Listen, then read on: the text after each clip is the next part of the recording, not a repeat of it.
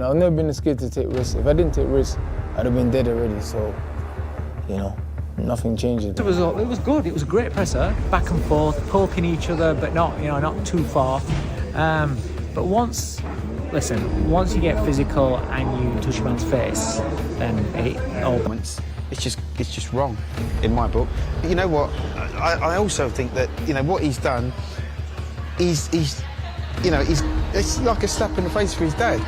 Dillian Whyte got attacked by Moses Itauma after recent face-off on DAZN. Things went from tense to explosive as both men got heated and even came close to hapapai. Moses didn't flinch. He stepped right into Whitey's space, making it clear this wasn't for show. Fans watching on DAZN saw a genuine grudge boil over in real time. You out! Come upstairs! Say yes to the fight! Come upstairs! Let's go! Come upstairs! Come upstairs! Come upstairs! To the ring! Come upstairs! In the ring with the gloves! Come upstairs! Let's go to the ring! Come upstairs, man! Come on, man! Right after the face-off, both men got heated and the tension spilled over. Dave Coldwell pointed out that once you touch a man's face, all bets are off, and that's exactly what happened. Moses' bold move turned a war of words into a personal grudge that's now boiling over. Back and forth, poking each other, but not, not too far. But once you get physical and you touch a man's face, then And if you think that was intense, Johnny Nelson's take on the slap makes the stakes and the risks sound even bigger. After that fiery face-off, things nearly turned ugly when Dillian tried to slap Moses, a move that only heightened the tension. Johnny Nelson warned it was a dangerous, costly mistake, especially on fight morning. This wasn't just hype, it was a clear sign that tempers were primed to explode. Some months ago, that was done this morning, man. To make the way how he's done it, on the morning of a fight, it's just wrong. It's dangerous. And when Billy Nelson was asked if the fight could still happen after all this chaos, his response left no room for doubt. Billy Nelson didn't hold back. After the near slap and heated face-off, he all but declared the fight dead. His words cut deep, hinting that Dillian's comments crossed a line. If they ever do meet now, it won't be just business, it'll be personal. So that fight's dead in the water, you think, Dillian Whyte? We'll never fight Dillian. I wouldn't give Dillian Whyte a wage to fight him after his ridiculous comments that he's made. Media day should have been straightforward, but both fighters were still carrying the heat from their last encounter. Ade Oladipo noted the absence of another face-off, and maybe that was deliberate. The previous meeting had ended with tempers flaring, voices raised and tension thick enough to cut with a knife. Moses' icy focus and Dillian's stubborn defiance make a combustible mix, and everyone in the room could feel it. The decision to keep them apart might have been about safety as much as timing. This wasn't a manufactured storyline for cameras. It was genuine animosity simmering just below the surface. Fans watching sensed that the next time these two lock eyes, the arena lights won't be the only thing sparking. Killed me. So today's like the media day. We're doing a bit of face-offs. Obviously, they're not doing a face-off with each other, which is a shame, because that would have been as good as yours. Derek Chisora's words carried a strange mix of humor and warning. He knows both men well enough to sense that this won't be a calm, tactical affair. Messaging Dillian that he doesn't care highlights the veteran's headstrong nature, while telling Moses not to put him to sleep that badly almost sounds like he's already picturing a knockout. This isn't polite respect, it's acknowledgement that both are coming in with pride and tempers intact. Chisora's tone hinted that the heat from their last meeting hasn't cooled. In fact, it's only grown. Fans took this as proof that the bout won't just be competitive, it's going to be fueled by something far more personal. I messaged him, I was like, listen, I don't know why you're taking that fight, for what reason, and he goes, oh, he don't care, my friend, so I was like, listen, just be careful, and I messaged Moses, I'm like, Moses, just fight him, but don't put him to sleep that bad. And Moses himself explained why the pressure for him in this fight is bigger than people think. Moses laid it out plainly, this isn't a no-risk fight for him. While fans may think all the pressure is on Dillian, Moses knows the expectation is for him to dominate. That's a heavy weight to carry, especially when the opponent is a seasoned veteran who thrives in heated, high-stakes environments. But But rather than shy away from it, Moses embraces the challenge. His words reveal a fighter who thrives on proving doubters wrong, even when most of the crowd is already in his corner. The heat from their recent exchange isn't just emotional, it's motivation, pushing Moses to ensure that if he wins, it won't be brushed off as expected. He wants to make it emphatic, undeniable, and unforgettable. So precious. No, but if I go in there and I knock you out, everybody's gonna say, yeah, Moses Itauma was going to do it.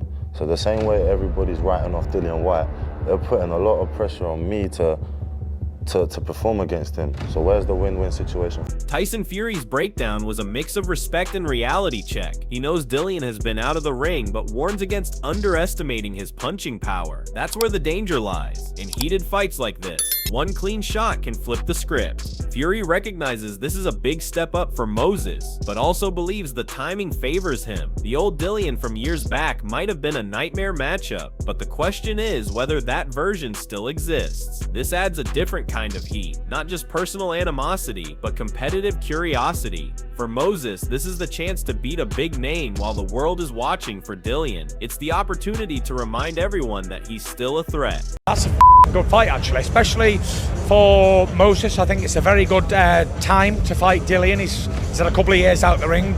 But, you know, make no mistakes, Dillian Whyte is a massive puncher to head and body. I know he's taking it very serious. I'm speaking to Ty Mitchell, who's in training camp with him.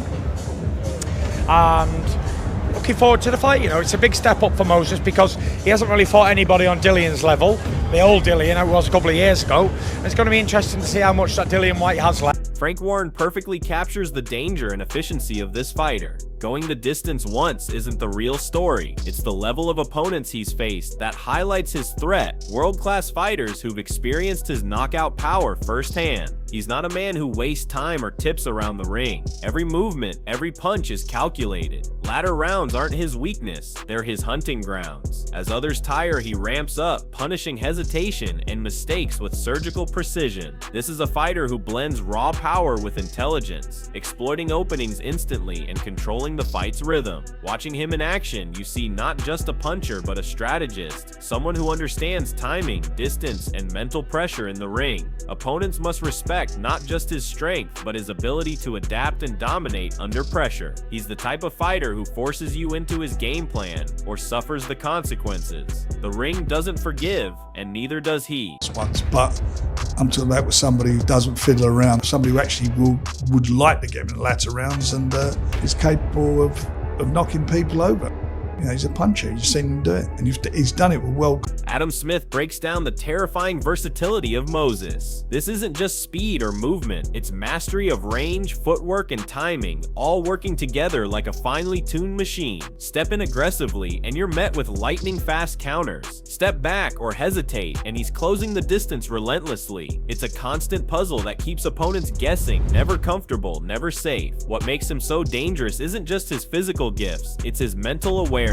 He reads opponents, punishes mistakes instantly, and forces them into positions they don't want to be in. Fighting Moses is a test of patience, precision, and nerves, as he seamlessly switches between offense and defense, never giving an inch for free. For any challenger, the ring becomes a minefield where one wrong move can turn the fight in an instant. Moses isn't merely a boxer, he's a tactician, combining artistry with aggression to dominate opponents. The unpredictability of his attacks keeps everyone on edge, proving he's not just fast, he's unstoppable. The problem with Moses is that his feet and his distance and his range is so good and he's so quick that if you commit to the punches, you're going to get countered. And if you don't, you're going to get backed up and taken out. So it's a real puzzle. There's not many heavyweights that are southpaws. Obviously, Alexander Usyk is, but he's moved up into that domain. Fraser Clark reads the fight as one that might not see the later rounds, and with good reason. Moses Itauma thrives when the spotlight is brightest, and as Clark points out, this headliner slot will only fuel his fire. The danger for Whitey isn't just the power, it's the pace Moses can set early. If Dillian's plan is to box at range and slow things down, that evaporates the second Moses forces exchanges. Clark's only concern is that excitement might pull Moses into reckless territory, but that's the beauty of his style. Even when he's aggressive, he's measured. Against a reinvented Whitey who's shedding weight and avoiding a tear-up, an early statement win feels less like a prediction and more like a looming reality. I don't know Moses personally. I've spoken to him a few times, but I think he's definitely a man for the occasion.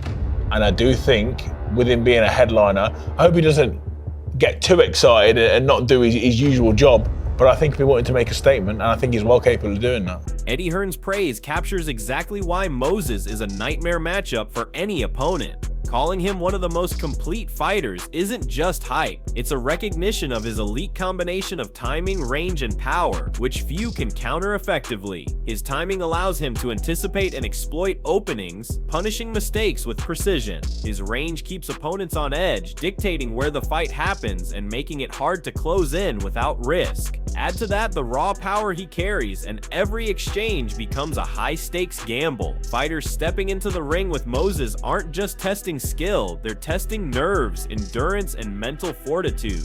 Hearn's emphasis on needing to be at their absolute best highlights the narrow margin for error. This isn't just a fight, it's a challenge that exposes weaknesses instantly. Watching him perform is like seeing a complete package in action. Intelligence, speed, aggression, and knockout power seamlessly combined. Moses doesn't just compete, he dominates, making opponents rethink every strategy before the first bell even rings. Until that new star establishes himself, so we just wait and see, but it's exciting.